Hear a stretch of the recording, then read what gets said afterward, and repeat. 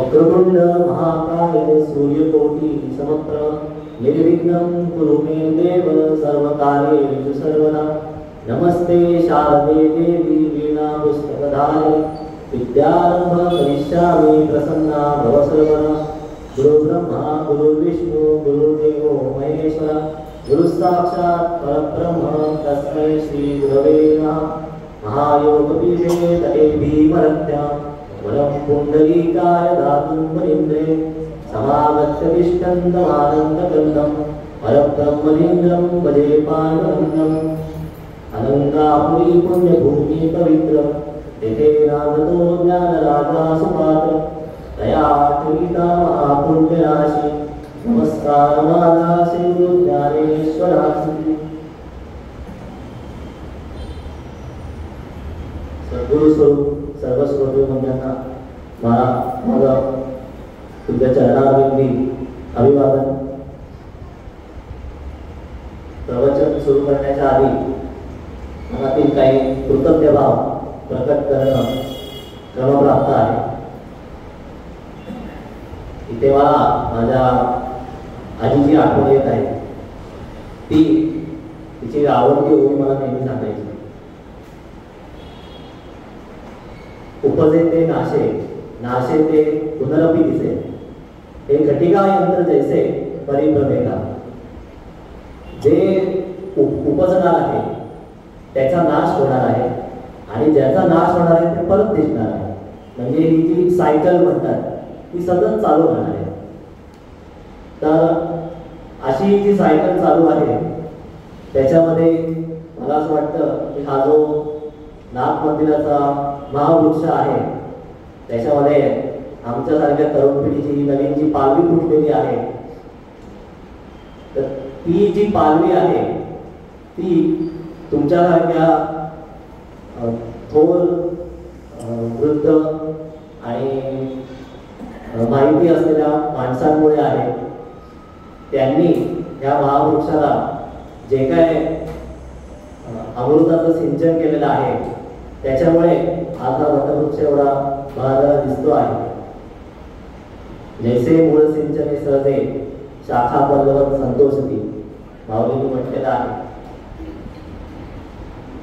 आता असं आहे की बाजारात आपण जातो, फळं वगैरे विकत घेतो, त्याचा आस्वाद घेत आंब्याच्या सीझनमध्ये आंबे आपण एकदम आडवा हात मारून खातो, तर त्याचा आस्वाद घेत आपल्याला एकदम मजा वाटते.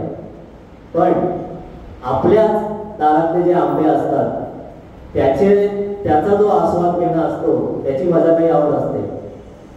मला असं वाटतं की आमच्यासारखी जी तरुण पिढी आहे ही आपल्याच नाथ मंदिराच्या बागेतली ही वृक्ष संपदा आहे. तर जे काय त्याची गोड आंबट तुरट काळट जशी काही फळं असतील ती गोड मानून घ्या. आणि एवढं बोलून मी प्रवचनाला सुरुवात करतो. जी काय वेळी वापरी असेल वाणी ती गोड मानून घ्या. जसं आहे की घरात नवीन बाळ असतं, आता आमच्या घरी पण एक छान गोडच बाळ आहे, त्याच्या लीला बघण्यात आमचा दिवस जात असतो. सध्या तो बोलायला लागलाय,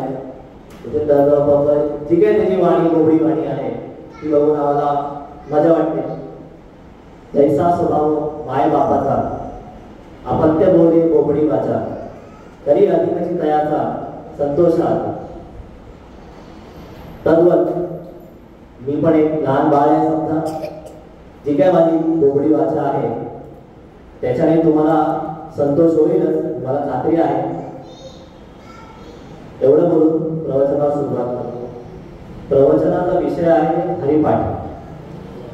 हरिपाठ हा तसं बघायला गेलं तर सोपा पण तेवढाच गुणार्थाने भरलेला असा विषय आहे.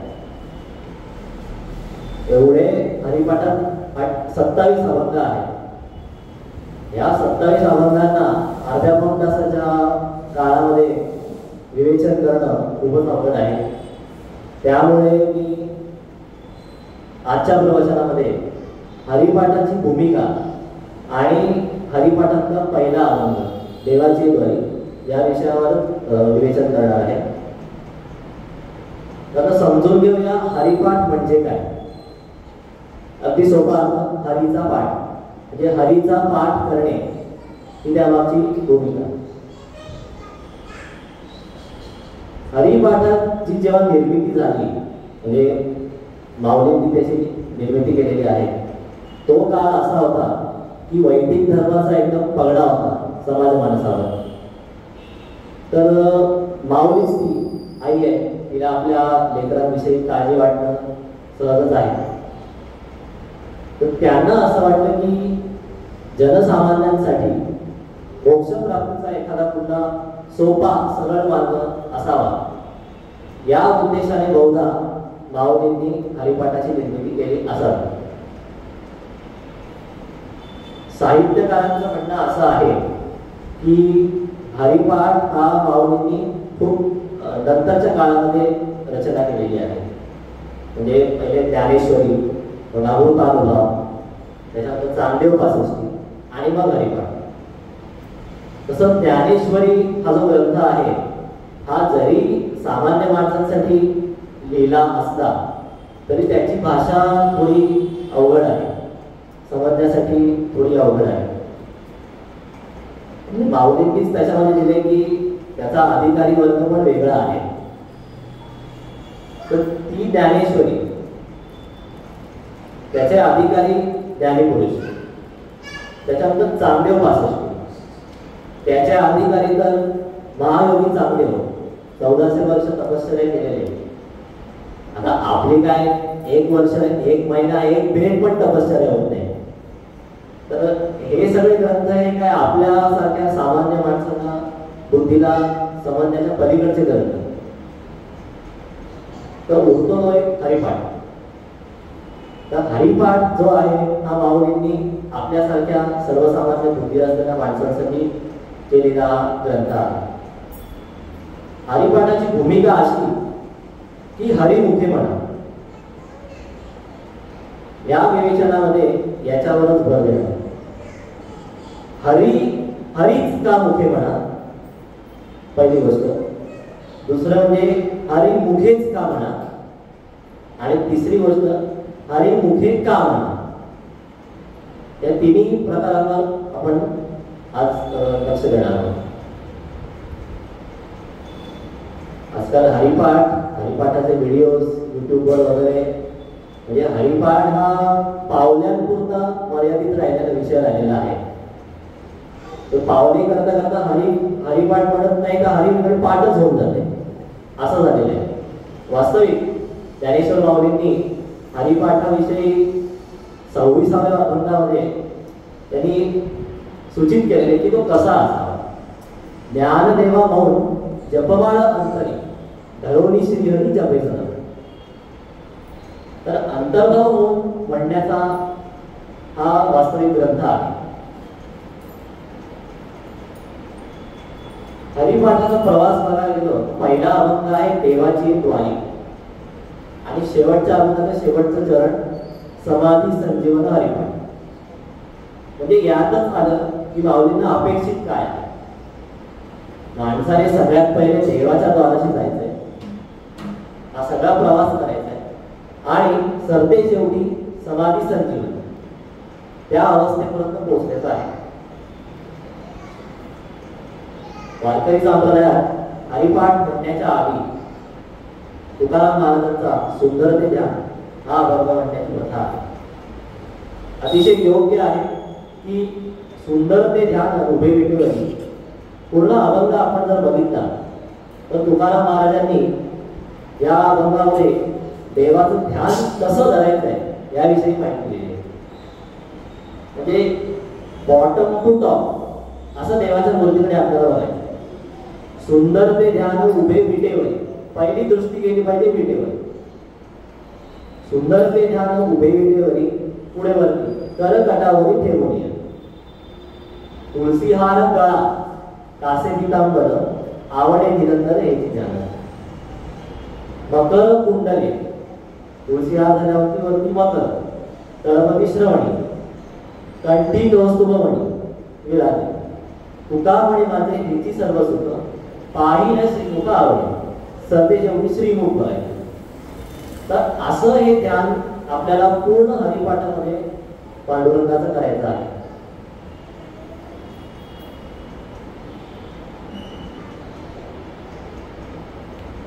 हरिपाठाचा जो पहिला अभंग आहे देवाची द्वारी, त्याच्यामध्ये साहित्याच्या दृष्टीने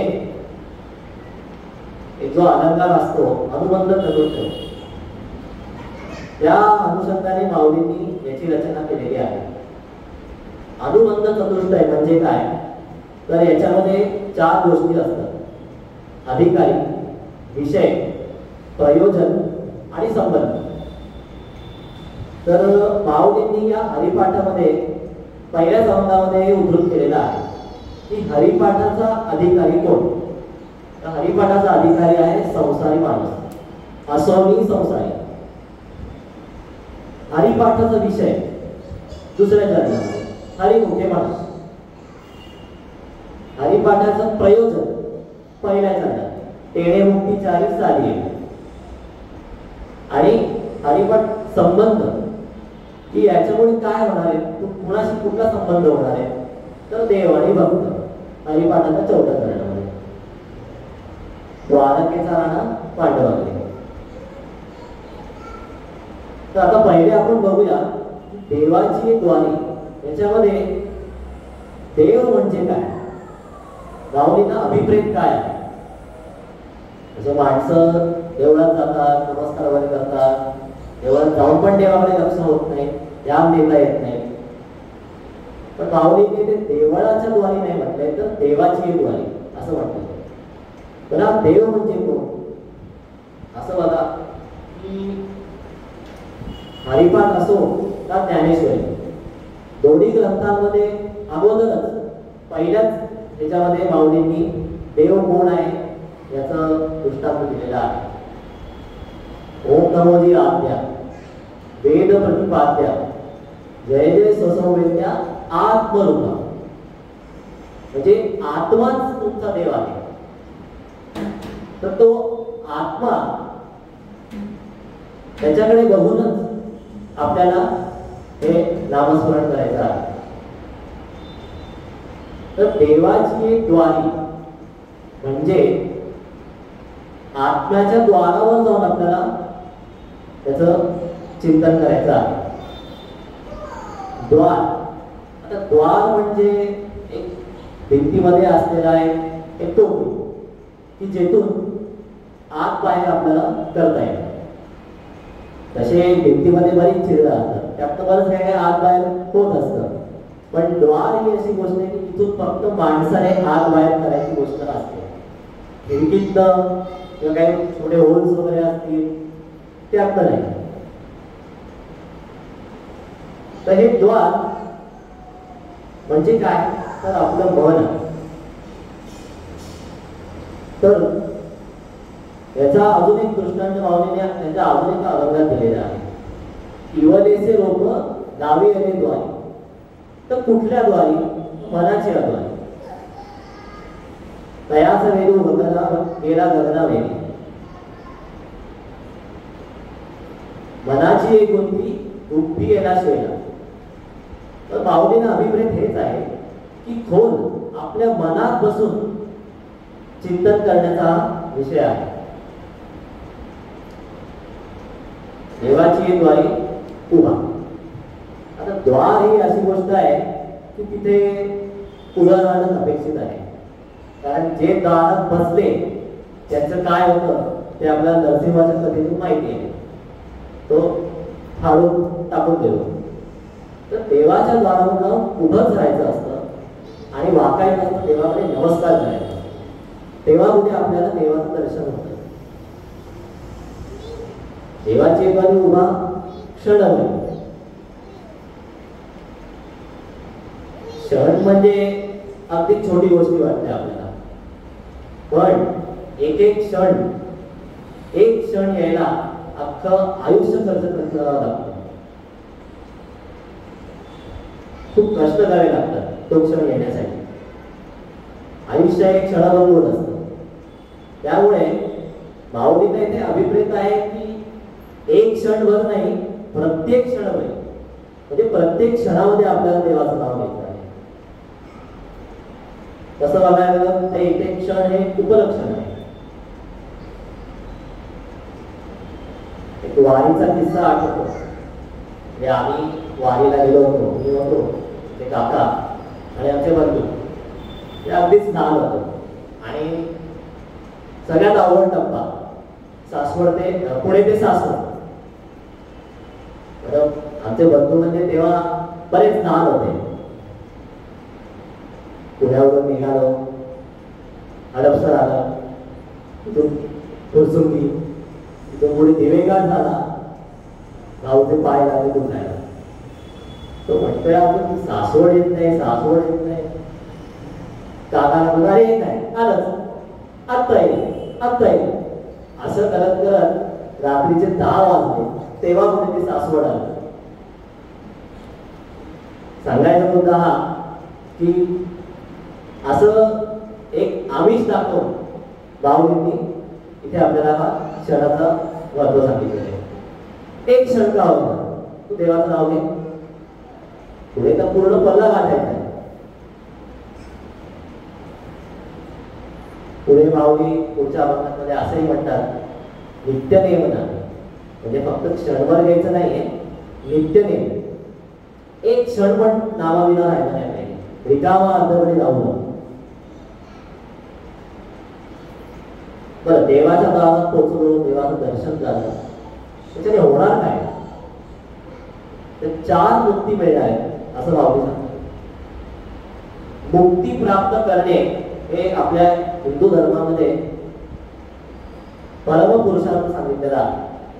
पुरुषार्थ 4 असतात: धर्म, अर्थ, काम आणि शेवटचा म्हणजे मोक्ष. प्रत्येकाने आपल्या आयुष्यात हे 4ही पुरुषार्थ साध्य करावेच.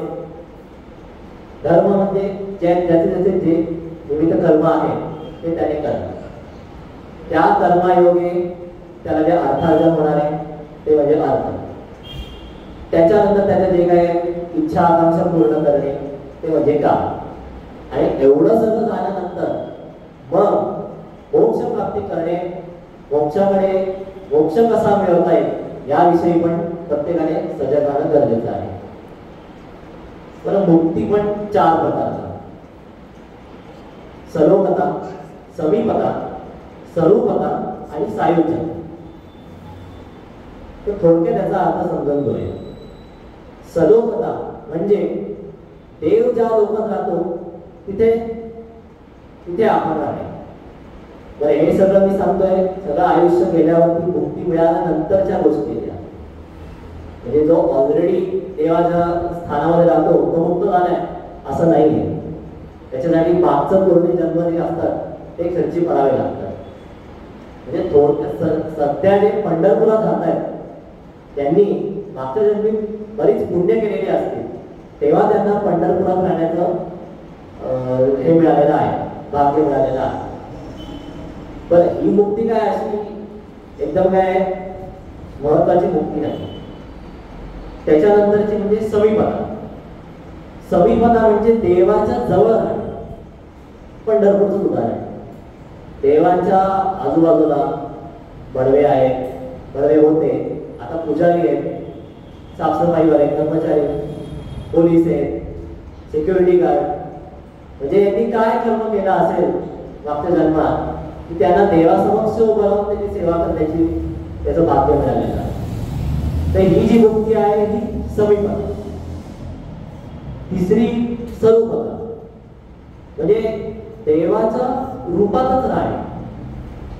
याचा अर्थ असा की इतके त्याने पुण्य केलेलं असतं, इतका त्याचा पुण्यसंचय झालेला असतो, इतकं त्याने नामस्मरण केलेलं असतं की तो स्वतःमध्येच देव पाहायला लागतो. त्याला देवाचं दर्शन स्वतःमध्येच होतं. पण या 3 ज्या मुक्ती आहेत या काही शाश्वत मुक्ती नाही. याच्यानंतर पण मनुष्याला परत जन्म मृत्यूच्या फेऱ्यामध्ये येणे भागच आहे. 4थी जी मुक्ती आहे सायुज्यता, ही म्हणजे अंतिम मुक्ती. याच्यात मनुष्य देवाच्या रूपात एकरूप होऊन जातो. ही आहे सायुज्यता. तर अशा या 4 मुक्ती आपल्याला फक्त देवाच्या दारात उभं राहून मिळू शकतात अशी माऊलींनी इथे व्यक्त केलेली आहे. पुढच्या चरणात हरिमुखे म्हणा. आता हरीच का? तसं बघायला गेलं तर माऊली हे नाथ संप्रदायाचे. त्यांचा नाथ संप्रदायात आदिनाथ गुरु संप्रदायाचा तर शिवस्मरण वगैरे हे बोलू शकते असते भाव, पण त्यांनी हरिमुखे म्हणा असं सांगितलेलं आहे. हरी म्हणजे संस्कृत बघायला हरयते इति हरी, जो हरण करतो. तर कसं हरण? पापाचं हरण, चित्ताचं हरण, तो म्हणजे हरी. वारकरी संप्रदायात हरी या नावाला फार महत्व आहे. आपला उद्घोष जो असतो पुंडलिक वरदा हरी विठ्ठल. तुकाराम महाराजांना जो त्यांच्या सद्गुरूंकडून पत्र मिळालं तोही राम कृष्ण हरी. राम आणि कृष्ण. आता तुम्हाला मी विचारलं की रामाची मंदिरं तुम्हाला माहिती आहेत का? माहिती आहे. रामाचं रूप कसं आहे माहिती आहे. कृष्णाची मंदिरं पूर्ण भारतात आहे. तशी हरीची मंदिरं तुम्ही कोणी ऐकली आहेत का? हरीचं मंदिर कुठे आहे? कुणाला माहिती आहे का?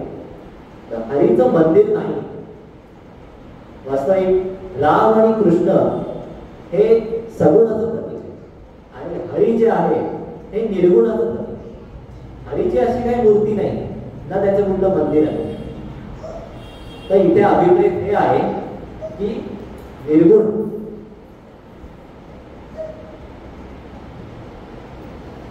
तर हरिमुखे म्हणा, हरिमुखे म्हणा 2 वेळा म्हटलेला आहे बाबा.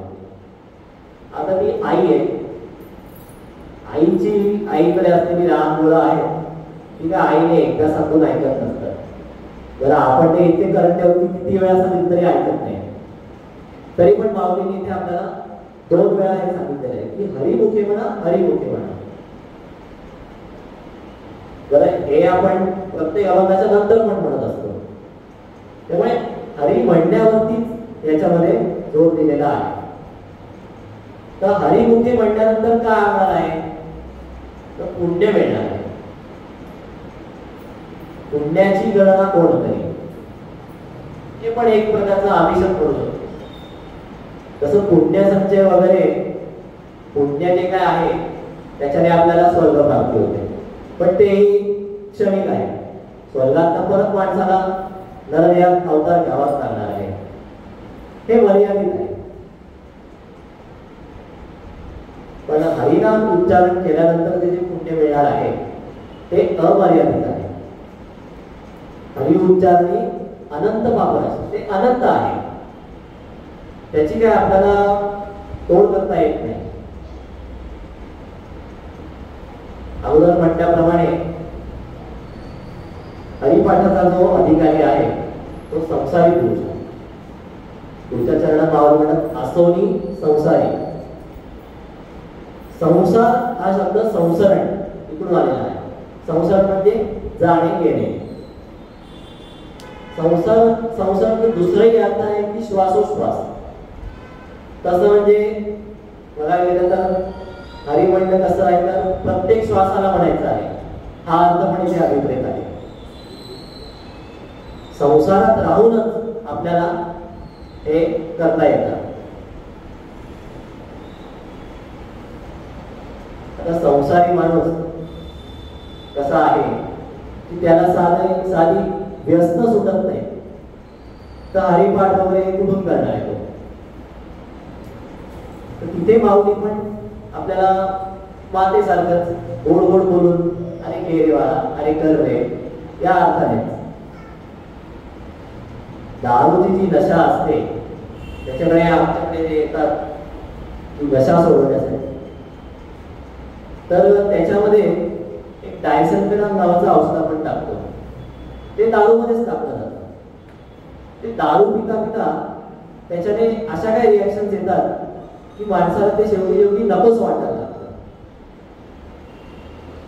तसंच इथे पण असंच आहे की थोडं का होईना घे, औषध आहे ते थोडं घे, असं करत करत की हे संसाराची जी काही आवड लागलेली असते ती नष्ट होऊन माणसाला हरिनामाची आवडायला लागते. असोनी संसारी जिवे वेगळे, काही लोक जिवे वगैरे असंही म्हणतात. म्हणजे जीवाने वेद करत करत ते हरिनाम म्हणलं पाहिजे. तर जेव्हा ही अशी गोष्ट आहे की एकदा असं झालं की जीभ आणि दात यांच्यात भांडण झालं, तर दातांनी काय केलं, जीवेला चटकन दाबलं. जीभ लागली रक्त रक्त गळायला लागलं. जिभेने पण ठरवलं की आपण याचा बदला घ्यायचा. तर तो माणूस उभा राहिला एका नेत्यापुढे. जिभेने अशा काही शिवेगाळ सुरू केली की होते ते होते 32 चे 32 दात पडले. अशी ही जिभेची करणी आहे. संतांनी अतिशय गोड सांगितलेलं आहे, घेई घेई माझे वाचे गोड नाम विठोबाचे.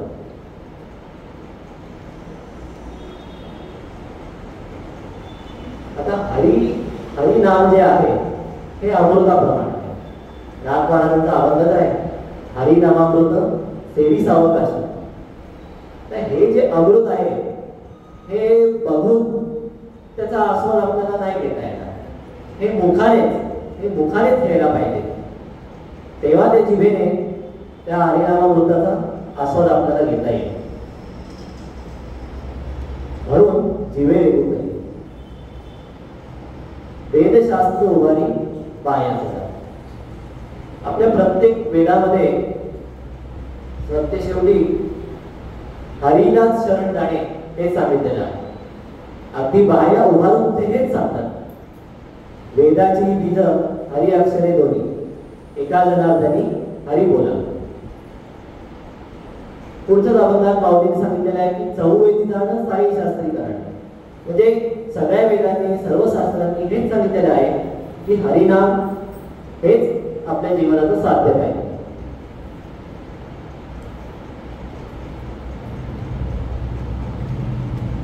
ज्ञानदेव म्हणे व्यासाची या पुन्हा. महर्षी वेदव्यास हे ज्यांनी महाभारताची रचना केलेली आहे, शिवाय सर्व 18 पुराणांची रचना पण व्यासानेच केलेली आहे. त्यामुळे व्यासांचं महत्व वैदिक धर्मात फार आहे. व्यासोच्छिष्ट जगत्रय, म्हणजे हे अख्खं जग हे व्यासोच्छिष्ट आहे, म्हणजे व्यासांचं उष्ण आहे. इतके आपण व्यासांचे ऋणी आहोत. तर व्यासांनी गुण करून सांगितलेलं हेच आहे की द्वारकेचा राणा हा पांडवांच्या घरीच राहणार आहे. द्वारकेचा राणा. आता याच्यात पण माऊलींनी द्वार याचा उल्लेख केलेला आहे, उल्लेख केलेला आहे. वास्तविक श्रीकृष्ण जरी द्वारकेचा राजा असता तरी तो द्वारका सोडून इतरत्र सगळीकडे राहतो. आणि आता सध्या तर तो पंढरपुरात आहे. तर द्वारकेचा राणा पांडवाकडे. तर यातले पांडव कोण? तात्विक दृष्ट्या बघायला गेलं तर पांडव म्हणजे 5 पांडव म्हणजे पंचप्राण. हे पंचप्राणांनी बनलेलं जे शरीर आहे, या शरीराचा जो आत्मा आहे तिथे हा द्वारकेचा राणा श्रद्धेएवढी येणार आहे. लेखा नवर तया प्रभूचे अद्भुत प्रेम भक्ताचे, जे सारथ्य फळ पार्थाचे करीत असे. इतका श्रीकृष्णाला पार्थ किंवा हे पांडव प्रिय होते. तर असा हा श्रीकृष्ण परमात्मा आपल्याला भेटणार आहे, आपल्याला आपल्या हृदयात प्रकट होणार आहे. तेव्हा जेव्हा आपण हरिमुखे म्हणा असं करणार आहोत.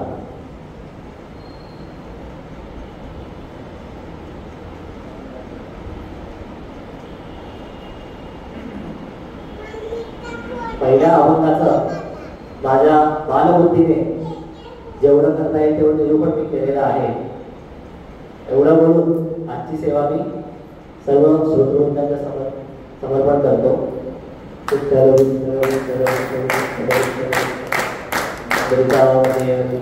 श्री ज्ञानदेव सद्गुरु महाराज, सद्गुरु माऊली श्रीमंत शांताराम महाराज.